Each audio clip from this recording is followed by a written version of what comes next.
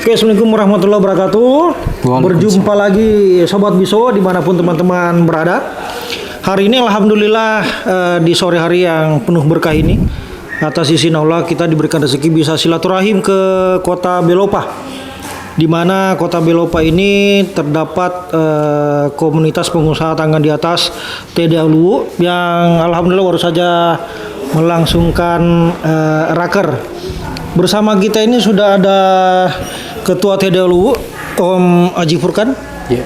Masya Allah, beliau ini adalah seorang pengusaha di bidang properti dan sablon, begitu Aji ya? Iya, yeah. Properti saja lah. Kita ngobrol-ngobrol santai, semoga teman-teman Biso dimanapun berada bisa mendapatkan manfaat, bisa mendapatkan mungkin insight yang mungkin bisa digunakan atau dipelajari di bisnis masing-masing. Bersama dengan kita di sore hari ini juga ada Om Saiful, yang saya kira seluruh dunia tidak perlu tahu siapa beliau. Cuma ya kita undang-undang saja supaya duduk-duduk santai bersama kita. Mungkin silakan dari Om Saiful dulu ingin berbincang dengan Haji Furkan, silakan. Ya, makasih Om Dendi.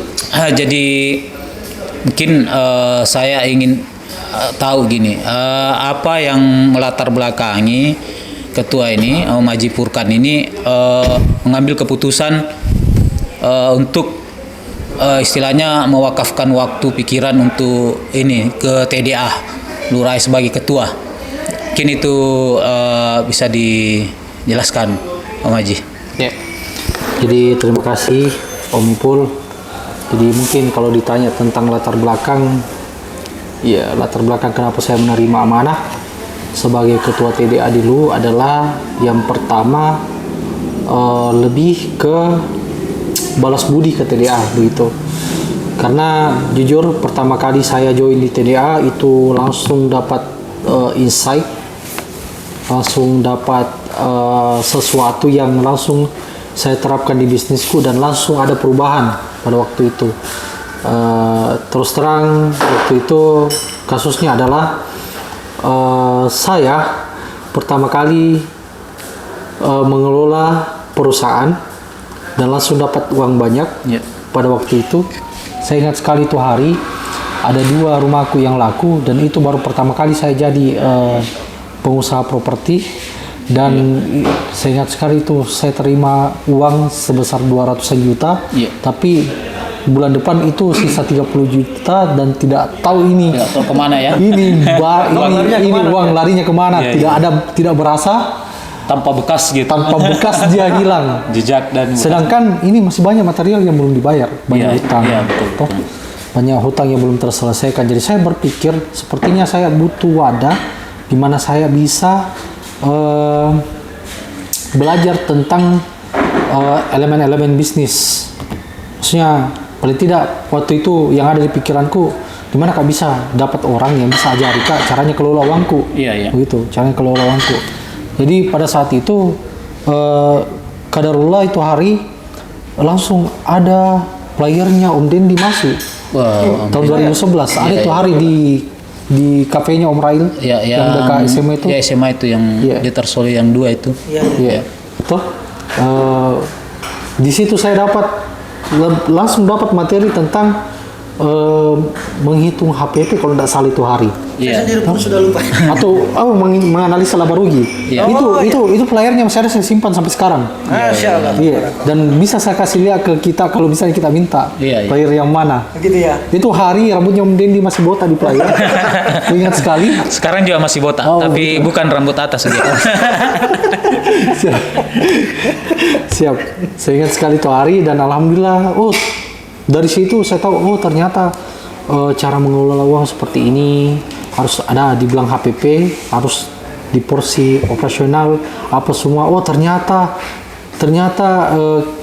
business owner itu terima uang bukan asal ngambil saja gitu. Bukan uangnya semua. Kita digaji dari bisnis kita ada porsi di dalam. Dan alhamdulillah itu yang saya terapkan di bisnisku itu hari langsung pas pulang. Ke depan itu ya berangsur selama perjalanan belajar di TDA dari 2021 sampai 2025. Ya terakhir kemarin belajar tentang keuangan sama Coach Yusak, itu acaranya TDA Makassar. Itu lebih expert lagi kelola uangnya. lebih expert lagi kelola uangnya. Jadi bukan hanya tentang keuangan yang saya pelajari di TDA sehingga saya mau balas budi. Saya rasa hampir semua elemen bisnis itu saya pelajari di TDA dan alhamdulillah saya terapkan sehingga saya bisa menjadi pengusaha yang seperti sekarang, yang bisa bertahan beberapa tahun toh. Kan saya ini adalah pelanjut generasi pewaris kedua. Tantangannya pewaris itu apakah dia bisa mempertahankan bisnis yang telah diwariskan sama dia dan mengembangkannya lagi. Ya, betul. Lebih baik lagi. Yang poinnya adalah pewaris atau perintis itu tantangannya adalah kompetensinya. Jadi tidak peduli kita adalah perintis atau pewaris, itu tergantung dari kompetensinya. Kalau kompetensinya pewaris ternyata maksudnya dalam tanda kutip kurang belajar mungkin ya, tidak ada mindset growth-nya atau apa ya, yakin dan percaya ya mungkin dia bisnis yang diwariskan ke dia akan mengalami kemunduran mungkin. Atau mungkin stuck atau siapa tahu juga rezekinya bisa naik tapi mungkin hanya beberapa waktu. Mungkin butuh waktu lagi, waktu lama yang betul. Jadi itu yang saya sangat rasakan selama ber-TDA. Jadi TDA saya rasa mampu untuk menaikkan kompetensi saya. Nah, tarikannya kenapa saya terima menjadi amanah sebagai ketua TDA ya. Kemarin itu TDA namanya TDA Lura ya. Sekarang sudah pecah menjadi TDA Lu. Saya mau teman-teman yang ada di Bilopa ini juga belajar seperti saya. Di antara teman-teman yang mengikuti raker tadi ada beberapa yang pewaris juga. Jadi sekali lagi saya tekankan bahwa yang jadi poin adalah kompetensinya. Kompetensi. Jadi untuk meraih kompetensi itu ya tidak ada mungkin jalan lain selain belajar. Jadi belajar, cari ilmunya dan ilmu actionkan juga. Jangan cuma ahli workshop begitu. Dan saya harap teman-teman yang bergabung di TDA Lu paling tidak adalah pelayan bisa merasakan dampak seperti saya sehingga dalam tingkat bisnis itu ada peningkatan paling tidak. Apakah mereka dari semula tidak punya laporan keuangan jadi punya, apakah mereka dari semula yang tidak tahu KPI-nya untuk mengelola karyawan, KPI-nya untuk marketing, melakukan penjualan bisa. Bahkan dari awalnya dia tidak tahu HPP-nya menjadi tahu. Atau yang paling khusus kayak begitu ya, mulai dari kecil Pak. Betul. Ya, makanya saya selalu sharing ke teman-teman itu mulai dari yang sederhana saja. Pondasinya saya dulu. Untuk kedepannya Om Haji Furkan, planning ke depan untuk bisnis mau dibawa kemana dan arahnya seperti apa? Kalau planning ke depan untuk bisnis ya saya intinya mau scale up indikatornya apa saya juga masih meramu. Intinya saya menganggap diriku keluar dari Kabupaten Lu, buka proyek di luar kabupaten. Berarti saya anggap diriku sudah menang di sini, di daerahku sendiri. Jadi saya punya prinsip dan sebenarnya ini prinsip juga saya dengar dari seorang mentor di TDA bahwa jangan dulu berpikir untuk buka cabang di mana atau apa, menangkan dulu di daerahmu. Jadi sampai sekarang itu saya tidak buka di mana.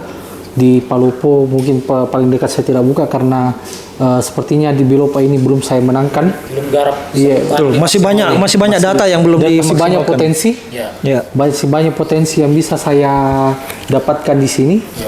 Jadi dibanding dengan membuka di tempat lain yang harus mulai lagi ya punya risiko ya, kenapa tidak saya maksimalkan potensi yang ada di sini. Cuma secara bertumbuhnya alhamdulillah sampai sekarang saya asumsikan diriku bertumbuh karena ada beberapa hal yang sebelumnya tidak ada menjadi ada dan itu membuat perusahaan semakin stabil. Jadi kalau mau ditanya bisnis ini mau dibawa kemana ya saya menangkan dulu yang ada di sini. Saya menangkan dulu, saya maksimalkan peluangku dulu dan kalau alhamdulillah ada jalannya untuk mengembangkan bisnis di luar kabupaten Lu ya kenapa tidak? Betul setuju. Jadi saya sedikit dapat maksudnya bahwa mindset bertumbuh itu tidak harus selalu punya cabang di mana-mana. Betul. Contoh dulu tidak punya laporan keuangan, sekarang punya, itu adalah bertumbuh. Tumbuh, betul. Dulu menjual 1, sekarang 2, itu bertumbuh. Bertumbuh, betul. Seperti itu mungkin ya, Iya, Om betul, Ji ya. betul, iya. Penting jangan dulu 1 jadi 2. Nah, bagaimana? Ya mohon maaf teman-teman Biso karena agak sore, mungkin Om Ipul agak ngantuk, agak sedikit ngelantur. Kita pahami saja ya. Iya. Bagaimana untuk teman-teman di luar sana, Om Haji, untuk para pelaku usaha di luar sana, mungkin Om Haji punya sedikit tips atau punya sedikit masukan atau mungkin sedikit mindset supaya teman-teman di luar sana para pelaku usaha itu tahu arahnya kemana. Silakan Om Haji. Menurut saya ya teman-teman untuk tahu arahnya kemana ya pasti butuh circle. Toh circle apa? Kalau tujuannya untuk mengembangkan usahanya ya punya circle bisnis yang dimana circle itu terdiri dari pengusaha-pengusaha yang mungkin senang berbagi ilmu atau sekedar cerita atau ngopi-ngopi kan. Itu kan kita selalu dapat insight baru dari teman. Ya. Jadi kalau saya yang paling penting adalah punya dulu circle, punya dulu lingkaran pertemanan yang Seperti support system begitu ya. support system seperti TDA itu saya sangat rekomendasikan sekali karena kenapa di TDA kita alhamdulillah sampai sekarang saya tidak pernah dapat di TDA itu pelit ilmu. Maksudnya ada ditanyakan tidak mungkin kasih karena mungkin terganggu nanti bisnisnya dia atau apa. Alhamdulillah tidak. Dan yang paling dapat di TDA itu adalah sharing dari mentor, dari teman mungkin ya. Karena secara kalau mau dipikir ya kalau untuk selama ini kan teman-teman yang paling banyak saya tempati sharing itu beda jenis usahanya. Tapi kembali lagi kita tarik benang merahnya ke bisnis kita review kembali. Oh bisa dipakai di bisnis Bisa diimplementasikan. Bisa diimplementasikan. Ya seperti itu. Ya, silakan dari Om Saiful mungkin masih jadi mau mungkin terakhir ditambahkan. seperti yang dia sampaikan tadi Om Haji Furkan ini, lingkungan yang tepat itu sangat mempengaruhi bagaimana akselerasi kita punya bisnis ya. Betul. Pada saat misalnya lingkungan tepat itu seperti misalnya di komunitas TDA ini, jadi ada ungkapan lagi nih mengatakan bahwa TDA itu tidak menjamin kesuksesan ya, tapi TDA menjamin circle positif buat pertumbuhan. Masya Allah, tabarakallah. Ya kami akhiri ini Om Haji karena sudah cukup lama kita berbincang-bincang. Terima kasih banyak Om Haji atas waktunya. Kami doakan semakin sukses, semakin berkah dan semakin menjadi wasilah kebermanfaatan bagi banyak orang. Amin. Amin. Terima kasih banyak Sobat Biso karena waktu juga sudah semakin sore dan Om Saiful ingin ngopi-ngopi lagi. Beliau agak terganggu kalau jadwal ngopinya agak terganggu ya. Jadi kita maklumi saja. Sampai jumpa di konten-konten kami berikutnya. Sobat Biso bisa. Assalamualaikum warahmatullahi wabarakatuh. Waalaikumsalam warahmatullahi wabarakatuh. Bisa